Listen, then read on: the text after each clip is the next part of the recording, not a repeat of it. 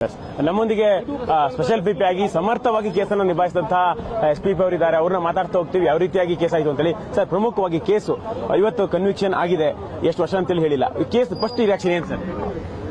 ಸಂತ್ರಸ್ತೆಗೆ ಜಯ ಸಿಕ್ಕಿದೆ, ಸಂತ್ರಸ್ತೆಗೆ ನ್ಯಾಯ ಸಿಕ್ಕಿದೆ. ನಂತರ SIT ಅವರಿಗೆ ಸಹ ಅಭಿನಂದನೆ ಸಲ್ಲಿಸಲಿಕ್ಕೆ ಇಷ್ಟಪಡ್ತೇನೆ. ಒಟ್ಟಾರೆ ಸರ್, ಕೇಸು ಮಹತ್ವವಾಗಿ ಯಾವೆಲ್ಲ ಸಾಕ್ಷಿಗಳನ್ನ ಪರಿಗಣಿಸಿ ತೀರ್ಪು ಕೊಟ್ಟಿದೆ ಅಂತ ನಿಮ್ಗೆ ಅನಿಸ್ತಾ ಇದೆ ಸರ್? ಮೌಖಿಕ ಸಾಕ್ಷ್ಯ ಮತ್ತು ಡಿಜಿಟಲ್ ಸಾಕ್ಷ್ಯ. ಮೌಖಿಕ ಸಾಕ್ಷ್ಯದಲ್ಲಿ ಸಂತ್ರಸ್ತೆಯ ಸಾಕ್ಷಿಗೆ ಪೂರಕವಾಗಿ ಅಂತ ಸಾಕ್ಷ್ಯ ಬಂದಿದೆ. ಆಮೇಲೆ ಡಿಜಿಟಲ್ ವಿಡಿಯೋ ಸಿಕ್ಕಿದೆ ಮತ್ತು DNA ಸಿಕ್ಕಿದೆ. ಅವಳ ಬಟ್ಟೆ ಮೇಲೆ ಅವನ ಕಲೆ 4 ವರ್ಷ ಹಿಂದಾದ್ರೂ ಸಹ ಅದು ಸಹಜವಾಗಿ ಅದು ಹಿನ್ನೆಲೆ ಹೇಳಿಬಿಟ್ರೆ ಅವಳ ಐಡೆಂಟಿಫಿಕೇಶನ್ಗೆ ಸಮಸ್ಯೆ ಆಗುತ್ತೆ. ಅದನ್ನ ನಾನು ವಿವರವಾಗಿ ಹೇಳಲಿಕ್ಕೆ ಹೋಗುದಿಲ್ಲ. ಆ ಬಟ್ಟೆ ಮೇಲೆ ಇವನ ಆರೋಪಿತನ ಒಂದು ಏನು ಸೆಮೆನ್ಸ್ ಏನಂತಾರಲ್ಲ ಅದು ಅಲ್ಲಿ ಕಂಡು ಬಂದಿದೆ. DNA ರಿಪೋರ್ಟ್ ಪಾಸಿಟಿವ್ ಬಂದಿದೆ.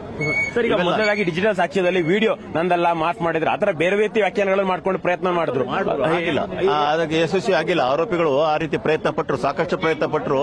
ಅದು ಆ ಮೊಬೈಲ್ ಇಲ್ಲ, ಏನು ಆರೋಪಿ ಯಾರಿದ್ದಾರಲ್ಲ ಪ್ರಜ್ವಲ್ ರೇವಣ್ಣ, ಆ ಮೊಬೈಲ್ ಸಿಕ್ಕಿಲ್ಲ.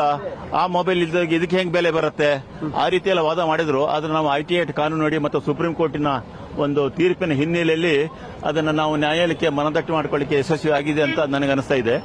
ಯಾಕಂದ್ರೆ ಅವನ ಮೊಬೈಲ್ ಇಲ್ದಿದ್ರು ಸಹ ಇನ್ನೊಬ್ಬರ ಮೊಬೈಲ್ ಇರುವಂತಹದ್ದು ಅದು ಸೃಷ್ಟಿ ಮಾಡಿದ್ದು ಅಥವಾ ನೈಜವ ಇರೋದಷ್ಟೇ ಇರೋ ಸತ್ಯ. ಅದು ಯಾರ ವಶದಿಂದ ಬೇಕಾದ್ರೆ ಬರಲಿ, ಅದು ನೈಜವಾದ ಅಂತ ವಿಡಿಯೋನೋ ಅಥವಾ ಸೃಷ್ಟಿನೋ ಮಾರ್ಪಡೋ ಅನ್ನೋದೊಂದು ಪ್ರಶ್ನೆ ಬಂದಾಗ ಅದು ನೈಜ ಅಂತ ನಾವು ಸಾಬೀತುಪಡಿಸಲಿಕ್ಕೆ FSL ವರದಿಯಿಂದ ಸಾಬೀತುಪಡಿಸ್ತೀವಿ ಅಂತ ಹೇಳಿದ್ವಿ. ಪ್ರಭಾವಿ ಕುಟುಂಬ ಒಂದಿಷ್ಟು ಇದೇ ಪ್ರಕರಣ ಸಂಬಂಧಪಟ್ಟ ಕಿಡ್ನಾಪ್ ಪ್ರಕರಣ ಬೇರೆ ಕಡೆ ದಾಖಲಾಗಿತ್ತು.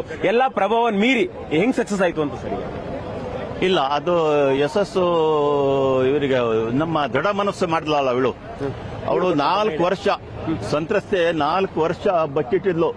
ಯಾಕಂತ ಹೇಳಿದ್ರೆ ತನ್ನ ಕುಟುಂಬಕ್ಕೆ ಅನ್ಯಾಯ ಆಗತ್ತೆ, ತನಗೆ ಮದುವೆ ಆಗುವಂತ ಮಗಳಿದ್ದಾರೆ ಮತ್ತು ತನಗೂ ಮಾನಹಾನಿ ಆಗತ್ತೆ ಜೀವನದಲ್ಲಿ. ಮತ್ತು ತಾವು ಕೆಲಸದಲ್ಲಿ ಇದ್ದವರು ನಾವೇನ್ ಹೇಳಿದ್ರು ಜನ ನಂಬುದಿಲ್ಲ, ಶ್ರೀಮಂತರೆಲ್ಲ. ಹಾಗಾಗಿ ಹಲವಾರು ಕಾರಣದಿಂದ ಅವರು ಸಾಮಾಜಿಕ ಆರ್ಥಿಕ ಎಲ್ಲಾ ದೃಷ್ಟಿಯಿಂದಲೂ ಅವಳು ಬಚ್ಚಿಟ್ಕೊಂಡಿದ್ಲು. ಅದನ್ನ ಈಗ ಯಾವಾಗ ವಿಡಿಯೋ ವೈರಲ್ ಆಗ್ಲೇ ಅವಳು ಪ್ರಥಮ ಬಾರಿಗೆ ಅವಳು ಬಾಯಿ ಬಿಟ್ಟು ಅವಳು ಈ ಕೃತ್ಯನ ಒಪ್ಕೊಂಡಿರ್ತಾಳೆ. ಅದು ಸಹ ವೈರಲ್ ನೋಡಿದ ಅವರ ಕುಟುಂಬ ಸದಸ್ಯರು ಅವಳಿಗೆ ಸಂತೈಸ್ತಾರೆ. ಏನಮ್ಮ ನಿನ್ನದು ಏನು ತಪ್ಪಿಲ್ಲ, ನಾವು ನೋಡಿದ್ದೇವೆ ವಿಡಿಯೋ, ನೀನು ಬಹಳ ರಕ್ಷಣೆ ಮಾಡ್ಕೊಳ್ಳಿಕ್ಕೆ ಬೇಡ ಅಂತ ಹೇಳಿದ್ರು. ನಿಮ್ಮ ಅನುಮತಿ ಇಲ್ಲದೆ ಅವನು ಬಲಾತ್ಕಾರ ಮಾಡಿದ್ದಾನೆ, ಹಾಗೆ ಅವನು ಧೈರ್ಯ ತುಂಬಿದಲ್ಲ, ನೀನೇನೋ ಮಾಡ್ಕೋಬೇಡ ಲೈಫಿಗೆ.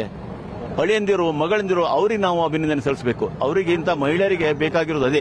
ಮತ್ತು ಈ SIT ತಂಡಕ್ಕೆ ಅವಳನ್ನ ತಕೊಬಂದಾಗ ಅಲ್ಲಿಂದ ಒಂದು ಮಹಿಳಾ ಅಧಿಕಾರಿ ಅವರಿಗೆ ಸಾಂತ್ವನ ಹೇಳಿದಾರಲ್ಲ, ಅದು ಸಹ ಕೌಂಟ್ ಆಗುತ್ತೆ. ಯಾಕಂದ್ರೆ ಅವರಿಗೆ ಧೈರ್ಯ ಕೊಟ್ಟರೆ ಮಾತ್ರ ಸತ್ಯ ಹೊರಗೆ ಬರುತ್ತೆ. ಇಲ್ದಿದ್ದರೆ ಕೆಳಸ್ತರದಲ್ಲಿ ಇದ್ದವರು ಆರ್ಥಿಕವಾಗಿ ದುರ್ಬಲರಿಂದ ಸತ್ಯ ಹೇಳಿಸೋದು ಈಗಿನ ಕಾಲದಲ್ಲಿ ಬಹಳ ಕಷ್ಟ. ಆ ಧೈರ್ಯ ತುಂಬಿದ್ದಕ್ಕೆ ಅವಳು ಸತ್ಯವನ್ನ ಕಣ್ಣೀರು ಹಾಕ್ತಾ ತನ್ನ ಸಾಕ್ಷಿ ವಿಚಾರಣೆಯಲ್ಲಿ ನುಡಿದಿದ್ದು ಬಹುಶಃ ಮಾನ್ಯ ನ್ಯಾಯಾಧೀಶರಿಗೆ ಮನದಟ್ಟಾಗಿದೆ ಅಂತ ನಾನು ಭಾವಿಸ್ತೀನಿ. ಪ್ರಕಾರ ಎಷ್ಟು ವರ್ಷಗಳು ಶಿಕ್ಷೆ ಆಗಬಹುದು ಅಂತ ಹೇಳಿ ಸರ್ ನೀವು? ಜೀವಾವಧಿ ಅದಕ್ಕೆ ಕನಿಷ್ಠ 10 ವರ್ಷ ಅಂತ ಹೇಳಿದ್ದೇನೆ. ಕನಿಷ್ಠ 10 ವರ್ಷ ಇಲ್ಲ ಜೀವಾವಧಿ ಶಿಕ್ಷೆ. ಯಾರಿಗೆ ಜಯ ಸರ್ ಈ ಪ್ರಕರಣ ಅಂತ? ಸಂತ್ರಸ್ತಕ್ಕೆ, ಸಮಾಜಕ್ಕೆ ಅಂತ ಹೇಳ್ಬೋದೇನು. ಯಾಕಂದ್ರೆ ಜಯ ವಿಜಯ ಪ್ರಶ್ನೆ ಅಲ್ಲ ಇಂಥ ಪ್ರಕರಣದಲ್ಲಿ. ಎಷ್ಟೋ ಪ್ರಕರಣಗಳು ಬಂದಿಲ್ಲ, ಬರೀ 4 ಪ್ರಕರಣ ಮಾತ್ರ ದಾಖಲಾಗಿದ್ದು. ಅದ್ರಲ್ಲಿ ಆ ಮಹಿಳೆ ವಿಡಿಯೋಗೆ ಅತ್ಯಾಚಾರ ಆಗಿದ್ದು ಅಥವಾ ಈ ಸೆಕ್ಸುವಲ್ ಲೈಂಗಿಕ ರಿಲೇಶನ್ಶಿಪ್ ಇಟ್ಕೊಂಡಿದ್ದು ಎಲ್ಲ ಮಹಿಳೆಯರ ಸಂಖ್ಯೆ ನೋಡಿದ್ರೆ ಅವರ ಕಾರಿನ ಡ್ರೈವರ್ ಪ್ರಕಾರ 40ಕ್ಕೂ ಮಿಕ್ಕಿ ಮಹಿಳೆಯರು ಇದ್ದಾರೆ. ಅದೇ ಅವರ ಕೆಳಗಿರುವವರೇ ಇವರು ಕೆಲವರು ಅಧಿಕಾರಿಗಳು ಹಾಗೆಲ್ಲ ಇದ್ದಾವಂತೆ. ಹಲವಾರು ಕಾರಣಗಳು ಅವರೆಲ್ಲ ಮುಂದೆ ಬಂದಿಲ್ಲ ಅಂತ ಹೇಳ್ಬೋದು. ನಾ ಈಗಾಗಲೇ ಹೇಳಿದೆ ನಿಮಗೆ, ಧೈರ್ಯ ಕೊಟ್ಟರು ಬರ್ತಾರೆ ಅಂತ ಹೇಳಿದಾರಲ್ಲ.